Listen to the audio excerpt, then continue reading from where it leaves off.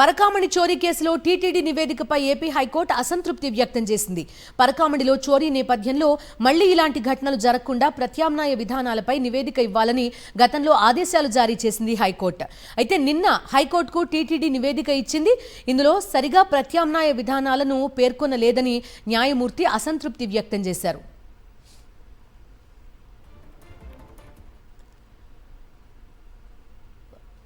TTD నివేదికపై AP high court అసంతృప్తి వ్యక్తం చేసింది. పూర్తి డీటెయిల్స్ అందిస్తారు మా కరెస్పాండెంట్ అశోక్. చెప్పండి.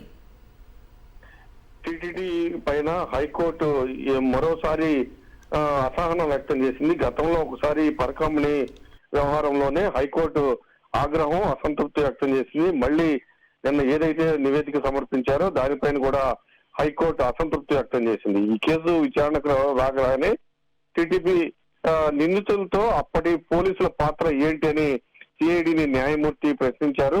కొందరు పోలీసులు నిందితులతో చేతులు కలిపారని కోర్టు దృష్టికి తీసుకొచ్చారు న్యాయవాదులు.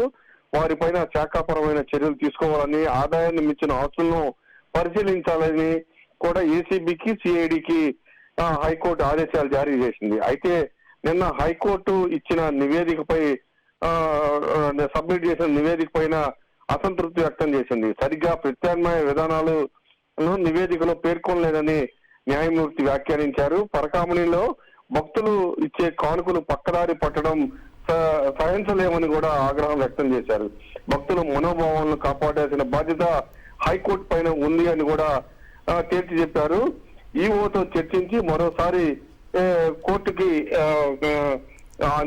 కోర్టుకి మరికొన్ని ప్రత్యామ్నాయాలకు సూచించాలని కూడా చెప్పారు. ఇదే నేపథ్యంలో కోర్టు ఏమైనా ఆదేశాలు జారీ చేస్తే ఖచ్చితంగా వాటిని అమలు చేస్తామని టీటీడీ చెప్పింది. సలహాలు సూచనలు తెలపకుండా ఏం ఆదేస్తామని న్యాయమూర్తి చెప్పడంతో తదుపరి విచారణ ఎల్లుండికి వాయిదా వేసింది. బిందు.